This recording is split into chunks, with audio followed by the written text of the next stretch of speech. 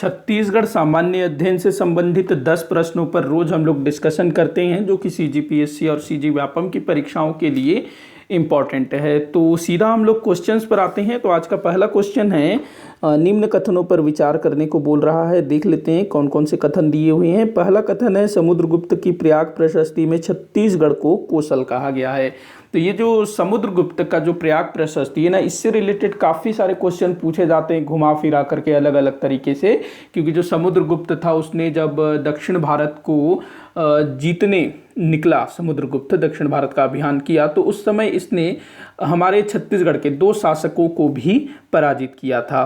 तो उस संदर्भ में काफ़ी सारे क्वेश्चन पूछे जाते हैं। तो इसको आप लोग अच्छे से डिटेल में पढ़ के रखिएगा। तो पहला कथन बोल रहा है, समुद्रगुप्त की प्रयाग प्रशस्ति में छत्तीसगढ़ को कौशल कहा गया है। तो बिल्कुल सही है, छत्तीसगढ़ को उस जमाने में कौशल कहा जाता था। तो इसमें ऐसा उल्लेखित है कि कौशल के राजा महेंद्र को पराजित किया। उसके बाद तो ये सत्य कथन है। अगला दिया हुआ है, समुद्रगुप्त ने अपने दक्षिणी अभियान में कौशल के राजा महेंद्र को पराजित किया। बिल्कुल सत्य है, महेंद्र को पराजित किया। तीसरा दिया है, समुद्रगुप्त ने कौशल को अपने साम्राज्य में सम्मिलित कर लिया। तो देखो, आपको थोड़ा सा समुद्रगुप्त का इतिहास भी यहाँ पर ध्यान में आना चाहिए। कैसे देखिएगा, जो समुद्रगुप्त है, जब उसने दक्षिण भारत का अभियान किया तो दक्षिणापथ के 12 राज्यों को उसने पराजित किया। मतलब कि दक्षिणापथ के 12 राजाओं को उसने पराजित किया और इन राजाओं के राज्यों को उसने अपने साम्राज्य में सीधे विलय नहीं किया। मतलब कि इन राजाओं को उसने युद्ध में पराजित किया और उनके जो राज्य हैं उनको वापस लौटा दिया, बदले में बोला कि आप मुझे वार्षिक कर दीजिए। तो यहाँ पर जो तीसरा कथन है ये बोल रहा है कि समुद्रगुप्त ने कौशल को अपने साम्राज्य में सम्मिलित कर लिया। नहीं, ऐसा नहीं किया। जो राजा महेंद्र है उसको हराने के बाद समुद्रगुप्त ने उसे उसका राज्य लौटा दिया और महेंद्र को अपना अधीनस्थ राजा बना दिया। मतलब कि जो कौशल है वो समुद्रगुप्त का करद राज्य था, जो कि वार्षिक कर भेजा करता था। इसको जो है सीधे अपने साम्राज्य में नहीं मिलाया। तो ये कथन बिल्कुल गलत है। तो यहाँ पर 1 और 2 यहाँ सही होगा। तो केवल 1 और 2 यहाँ सही है, ब। नेक्स्ट क्वेश्चन है, सुमेलित कीजिए बोल रहा है। तो साथ में आप लोग भी आंसर करिए। तो पहला, एक तरफ जो है राजाओं का नाम दिया हुआ है, दूसरी तरफ जो है मतलब एक तरफ राजवंश का नाम, दूसरी तरफ राजाओं का नाम। तो ये जो क्वेश्चन है ना, 2017 में एक सीजीपीएससी का एक एग्जाम हुआ था, उससे मैंने उठाया है। तो देखिएगा, राजर्षि तुल्यकुल्य वंश। तो इस वंश का राजा कौन था भाई? तो भीमसेन प्रथम। भीमसेन प्रथम राजर्षि तुल्यकुल्य वंश का राजा। तो फर्स्ट में 3 आ जाएगा। नल वंश से संबंधित कौन है? भवदत्त वर्मन, 1। उसके बाद सरभपुरीय वंश, प्रसन्न मात्र, ये जो है ना सरभपुरीय वंश। पांडु वंश, तीवरदेव, तीवरदेव, महाशिव तीवरदेव, तीवरदेव जिसने सकल कौशलाधिपति की उपाधि धारण की थी ना, वही तीवरदेव। तो ये आपका आंसर हो जाएगा 3 1 4 2, 3 1 4 2 आपका आंसर हो जाएगा। 3 1 4 2 ये आपका उत्तर होगा, ब। 3 1 4 2, माफ़ी चाहूँगा ये थोड़ा सा यहाँ बीच में स्पेस आ गया। तो 3 1 4 2 आपका उत्तर होगा, 3 1 4 2। आगे बढ़ते हैं। अगला क्वेश्चन है, खैरागढ़ विश्वविद्यालय के संस्थापक कौन थे? काफ़ी बार पूछा गया है। देखो, जो खैरागढ़ विश्वविद्यालय है ना, इसके बारे में आप लोग जितनी जानकारी मिल सकती है, ये किसने स्थापित किया, कब स्थापित हुआ, कहाँ है, इसके वर्तमान कुलपति कौन है, वर्तमान में इसमें कौन कौन से विषय, कौन कौन से संकाय इसमें पढ़ाए जा रहे हैं, और कोई भी दूसरा महत्वपूर्ण रोचक तथ्य जो भी इसके विषय में आपको पता चले, तो आप लोग जो है उसको नोट डाउन करके रखिएगा। तो पूछ रहा है, खैरागढ़ विश्वविद्यालय के संस्थापक कौन थे? वैसे ना, ये जो खैरागढ़ विश्वविद्यालय है इसका असल नाम क्या है? इंदिरा कला संगीत विश्वविद्यालय। इंदिरा कला संगीत विश्वविद्यालय इसका नाम है, लेकिन इसको खैरागढ़ विश्वविद्यालय भी बोला जाता है, क्योंकि ये राजनांदगांव जिले के खैरागढ़ में स्थित है। तो इसकी स्थापना की थी, जो खैरागढ़ पहले रियासत हुआ करता था, तो यहाँ के राजा थे राजा वीरेंद्र बहादुर सिंह। ये राजा वीरेंद्र बहादुर सिंह, इन्होंने जो है अपनी बेटी, इनकी बेटी का नाम था इंदिरा, जो कि संगीत प्रेमी थी, तो अपनी बेटी की स्मृति में इन्होंने जो है खैरागढ़ में एक विश्वविद्यालय स्थापित किया, संगीत विश्वविद्यालय, जिसको अपनी बेटी के नाम पर ही इंदिरा कला संगीत विश्वविद्यालय नाम दिया गया। यहाँ जो वीरेंद्र बहादुर सिंह हैं, इनकी वाइफ का नाम याद रखेंगे, रानी पद्मावती देवी, रानी पद्मावती देवी। ये भी आपसे पूछा जा सकता है। आप लोगों के लिए क्वेश्चन है, ये जो खैरागढ़ है ना, राजनांदगांव में है खैरागढ़ खैरागढ़ जो कि एक रियासत हुआ करता था, यहाँ पर 3 नदियों का संगम होता है। तो वो 3 नदियाँ कौन कौन सी हैं बताइएगा ज़रूर, काफ़ी इंपॉर्टेंट है, पूछा भी गया है एक बार जहाँ तक मुझे याद आ रहा है कि खैरागढ़ में किन 3 नदियों का संगम होता है। अगला क्वेश्चन है, निम्नलिखित में से कौन से शासक छिंदक नागवंश से संबंधित थे। तो भैया कौन से शासक छिंदक नागवंश से संबंधित थे? सोमेश्वर देव ये संबंधित था, गोपाल देव नहीं था, कन्हर देव था, जयसिंह देव था। मतलब कि 1 3 4 आपका आंसर होगा, 1 3 4, 1 3 4 स। अगला क्वेश्चन देखते हैं, निम्नलिखित कथनों पर विचार कीजिए। निम्नलिखित कथनों पर विचार करिए। पहला कथन दिया है, नागपुर के राजा रघुजी भोसले के सेनापति भास्कर पंत ने रतनपुर पर आक्रमण किया। तो बिल्कुल सही कथन है। जो नागपुर के भोसले शासक थे रघुजी भोसले, उनके सेनापति थे भास्कर पंत। तो भास्कर पंत जब बंगाल उड़ीसा को जीतने के लिए जा रहा था तो वो जो है रतनपुर पर भी आक्रमण करता है, मतलब कि रतनपुर में वो प्रवेश करता है और तो रतनपुर में आक्रमण किया था। बिल्कुल सही है, सत्य कथन है। दूसरा बोल रहा है, रतनपुर राज्य की सेना ने मराठों के साथ युद्ध किया। देखो, जो भास्कर पंत था उसने रतनपुर पर आक्रमण तो किया, लेकिन हुआ ये कि रतनपुर का जो राजा था, कौन था उस समय राजा भाई? रघुनाथ राव। तो वो जो है पुत्र शोक में डूबा हुआ था। मतलब जो रघुनाथ राव है उसके बेटे का डेथ हो गया था, तो वो बड़ा मतलब दुखी था कि भाई मेरा जो कुल चलाने वाला, मेरे कुल को आगे बढ़ाने वाला वो चला गया, तो बड़ा टेंशन में था। और उसी समय जो भास्कर पंत है वो अटैक कर देता है। तो यहाँ पर जो रतनपुर राज्य की जो सेना है उसको किसी प्रकार का कोई भी ऑर्डर नहीं आता है कि आप लोग जो है आक्रमणकारियों का सामना करो। तो जो रघुनाथ राव जो पुत्र शोक में डूबा हुआ होता है वो बिल्कुल सरेंडर कर देता है कि भाई तुम क्या मरे हुए को मारोगे, मैं तुम्हारे सामने आत्मसमर्पण करता हूँ, कोई भी युद्ध से युद्ध अपने को नहीं चाहिए, तुमको जो चाहिए तुम वो करो। तो जो भास्कर पंत है वो फिर रघुनाथ राव को बोलता है कि तुम जो है हमारी तरफ से शासन करोगे, तुमको तुम्हारा राज्य मैं वापस देता हूँ, लेकिन तुम जो है नागपुर के भोसले राजा रघुजी भोसले के अधीनस्थ रह करके शासन करोगे। और वो फिर अधीनस्थ बन जाता है। ये 1741 की बात है। और भास्कर पंत फिर उधर चल देता है उड़ीसा बंगाल को जीतने।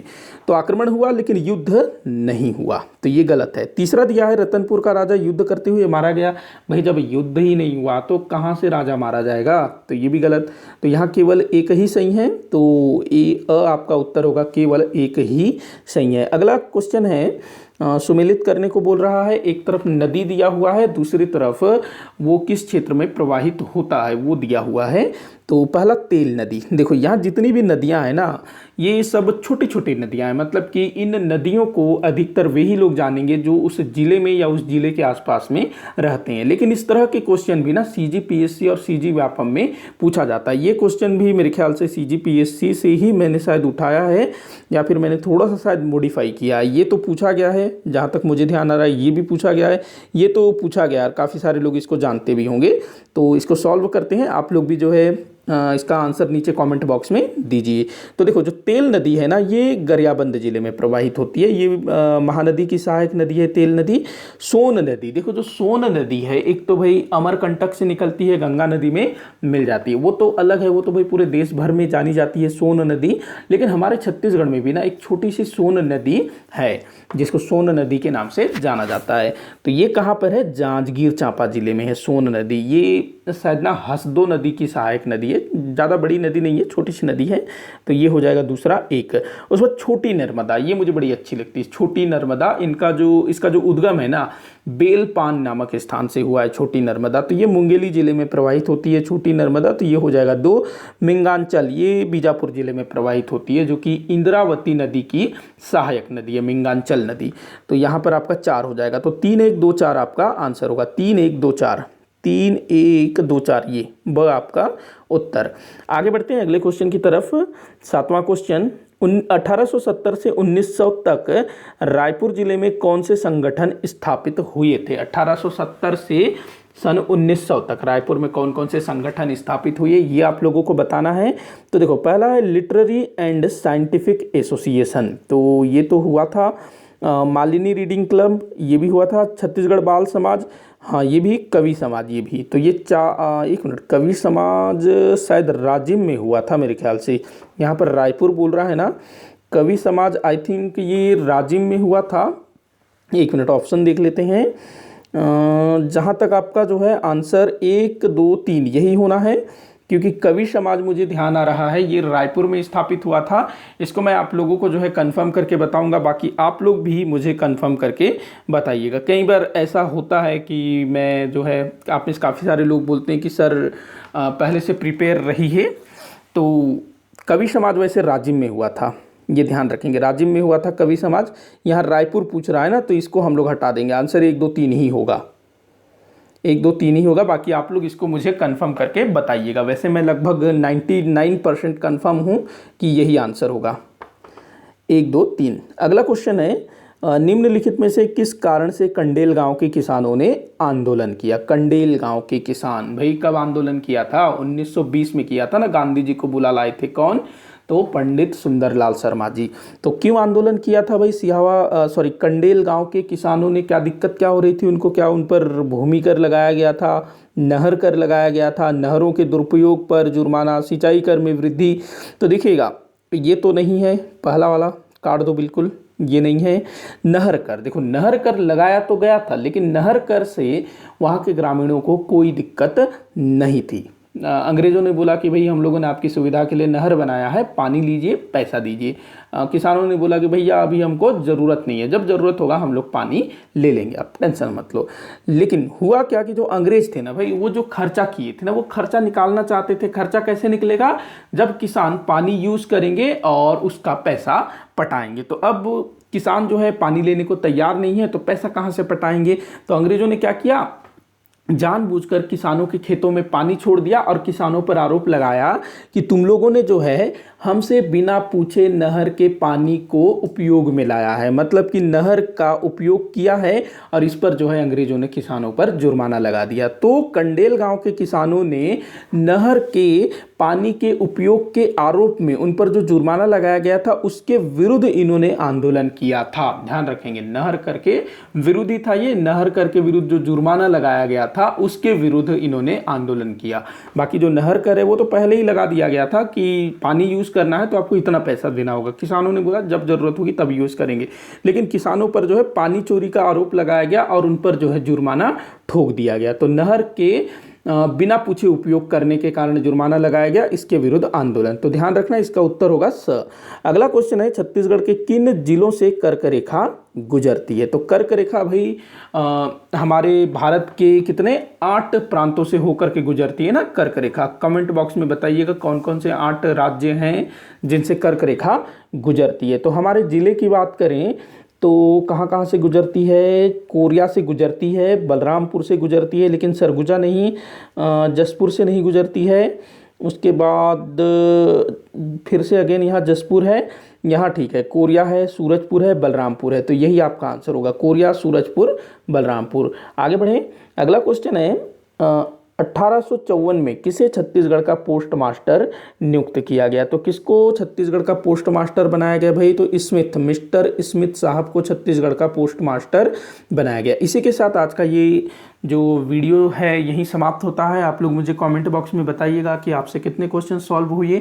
किसी भी क्वेश्चन में कोई भी डाउट हो तो ज़रूर बताइएगा ताकि मैं उसको सॉल्व कर सकूँ। वीडियो को आखिर तक देखने के लिए बहुत बहुत धन्यवाद।